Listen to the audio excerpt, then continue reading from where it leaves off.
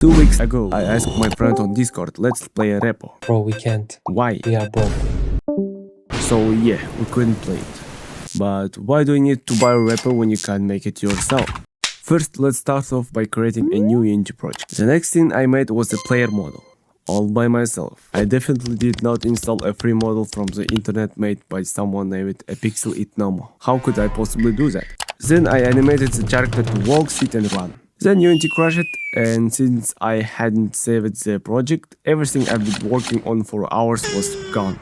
So I reanimated the character, and this time I made sure to press Ctrl S. Next, I made the body bend towards the mouse direction. This was done easily and without any issues. Almost without any issues.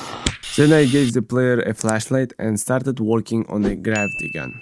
I would like to call this stage of development pain, because making a gravity gun was pretty hard for my 8-bit brain. It involves physics, and I'm bad at physics. So I asked my old friend for help, and he said, "The problem is not physics. The problem is that you are bad at making games, or both." And then he helped me write code for Gravity Hand. This is the result. Next, I added a player ability to hide from monsters, which will be added in the future. But let's be honest, dying to monsters isn't that fun. Watching your friend die to monsters, that's one of the best feelings in gaming. So it's time to make the game multiplayer. About that, turns out there is no magic button that says make it multiplayer, so I had to do it myself. Let me explain how multiplayer works in this game. One player creates a session and becomes the host, and other players join that session as clients. The client sends information like I'm pressing the W key, and the host replies, okay, then you move forward. That's how I understood it. Is that correct? I don't know.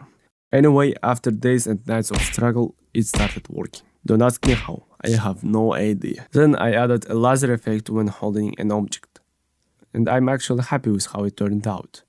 I also added item costs and damage when they get hit. One of the most interesting parts of R.E.P.O is the voice chat and funny head animations. So I started working on a voice chat and speaking animations. It was an easy task. Definitely didn't take me a whole day just to figure it out. I also made eyes to look at another player. It looks creepy and funny at the same time. After that, I added a simple UI and a very simple extraction point. Now you can collect items and finish the level. But that would be too easy. That's why it's time to add monsters. I decided to add Headman from the original game. I decided to sculpt it in Blender. Turns out being bad at Blender is actually helpful when making monsters, because your model ends up looking ugly, and that's exactly what a monster needs. I'm happy with the results. Comment below which Headman looks creepier. Anyway, the last thing left was a map and some items. For that, I used free assets from the Unity's asset store. Here are some of items I added, but my favorite is the planet Earth that has no gravity. And we're done. I just need to send it to my friend and play it. Apparently, I made the monster a little too strong. It took us dozens of attempts to collect enough items and finish the level.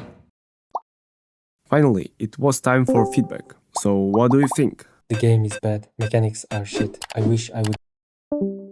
Oops, connection loss or something, but I guess he liked the game. Anyway, that's it for today. Of course, the game is far from the original, and yeah, it's really bad. But it was made for entertainment purposes only. For legal reasons, I can't share this game. Thanks a lot for watching. I hope you had fun and smiled. If not, smile right now.